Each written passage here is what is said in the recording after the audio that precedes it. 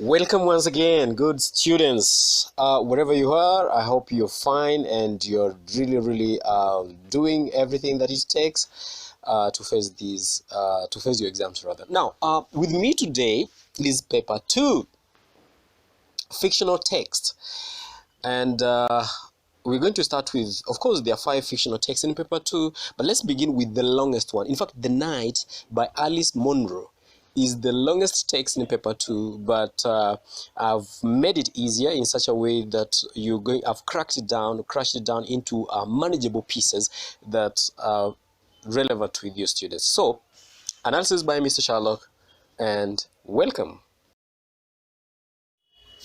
Okay, good. So quickly, exam style questions from this paper. You'll be required, how does Munro depict her relationship with her family? Now, you realize that there's a difference between paper 1 and paper 2. In paper 1, you're likely to be asked how the writers have used different language structures and to bring different language structures and language devices and structures to bring out different purposes. But in this case, you're going to be looking at thoughts and feelings. So in this case, and also some other aspects, like in this case, how her relationship with her family has been brought out in this particular text. So let's get into it. So therefore, of course, as I had said earlier, is the longest and the most complex of the short stories, including the Dexel IGCSE anthology, and it requires some breaking down. And the breaking down I have done. So in this passage, Munro looks back on her teenage years and presents herself as a troubled teenager, full of fear and anger. She is certainly no stranger to dark thoughts as she contemplates doing the worst, strangling her sister in her sleep, before reaching some form of understanding in a dawn conversation with her father, himself beset by the troubles of insolvency and critically ill wife. Munro places her crisis within the context of the ill mother, and I quote, well enough as yet to handle most of that work. And of quote, we do know what has befallen the mother, but Munro has planted clues in her story about her appendectomy. Having set up the family situation as isolated and in poverty, she refers to a conversation with her mother about her operation.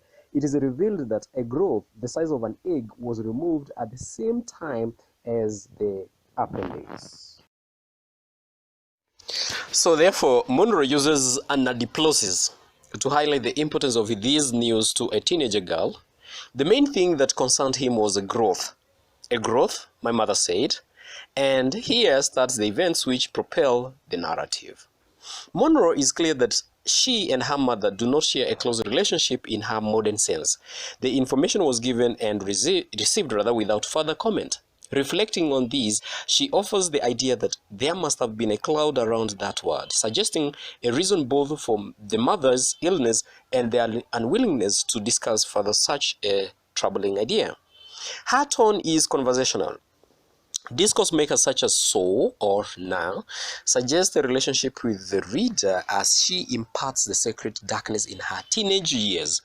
She is careful to describe the house and the sleeping arrangements. The bunks are introduced with humor and the spitting game is explained in retrospect.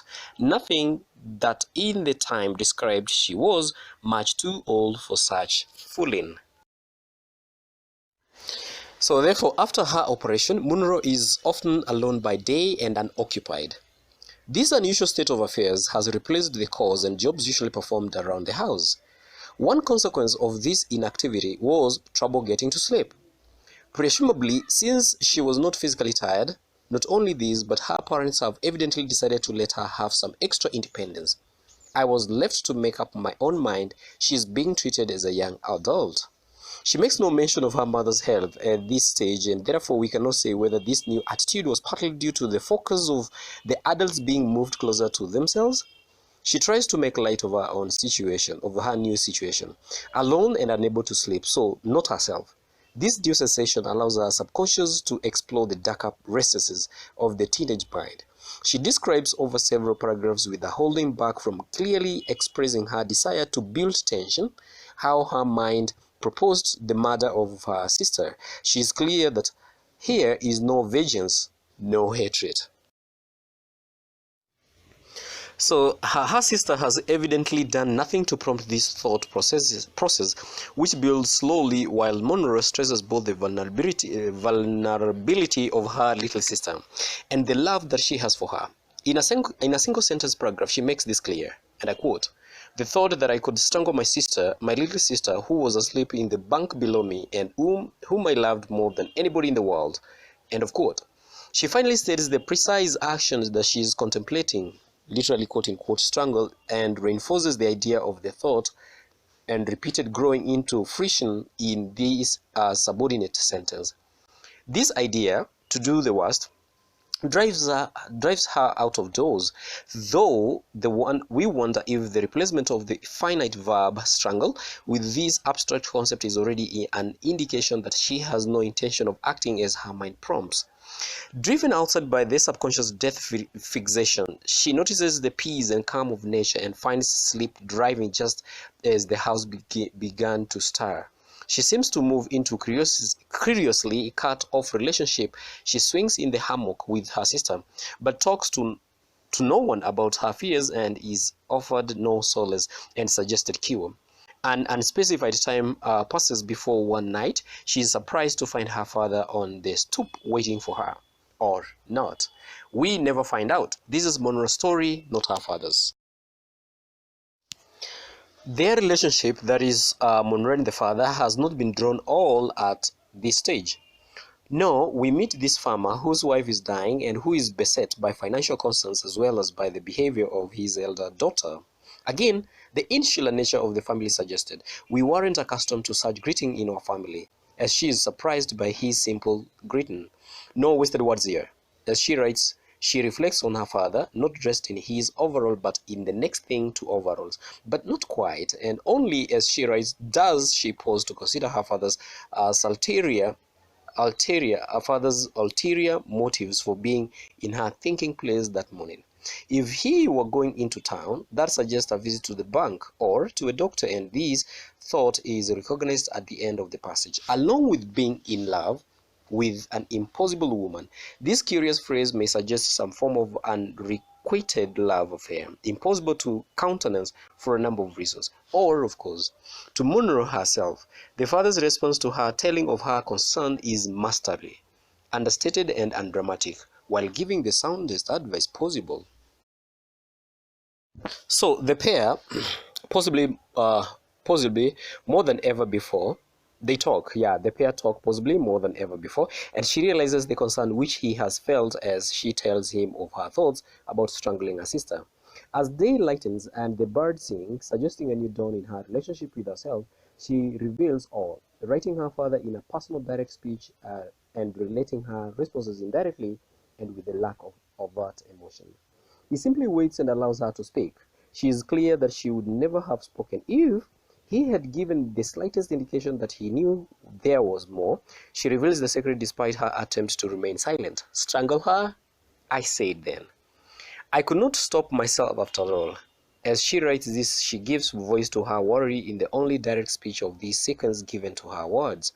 As the passage closes, she reflects on her childhood and this figure who made such an impact.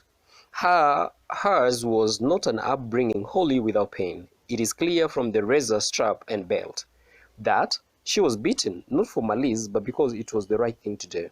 The same lack of drama which pervades this story is shown in her perception of her father's straightforward response to her "sirs" when growing up. So therefore, she is able to equate this impersonal punishing with the lack of melodrama attached to his response that morning. In the words of Alice Walker, in the poem at 39 from the third part of the anthology, telling the truth did not always end in a beating. So therefore the father, both the poem and this text, plays a father as a key influence in the growth and development of a young woman who will grow to be a writer. Both are non-demonstrative and possibly only recognized for their strength long after the events described. Both are key to the growth of the child. So good students, it's very lengthy. As usual, I would prefer that you pause along the lines, and when you're making your short notes, try to look at important keywords and key phrases that you'd go with. But most importantly, I will prefer that you read this particular narrative twice. even possible 3 eyes, so that you can familiarize yourself with the lines in between. It is a little bit tricky, but there is light always at the end of the tunnel. It is an adios for now, and I'll be back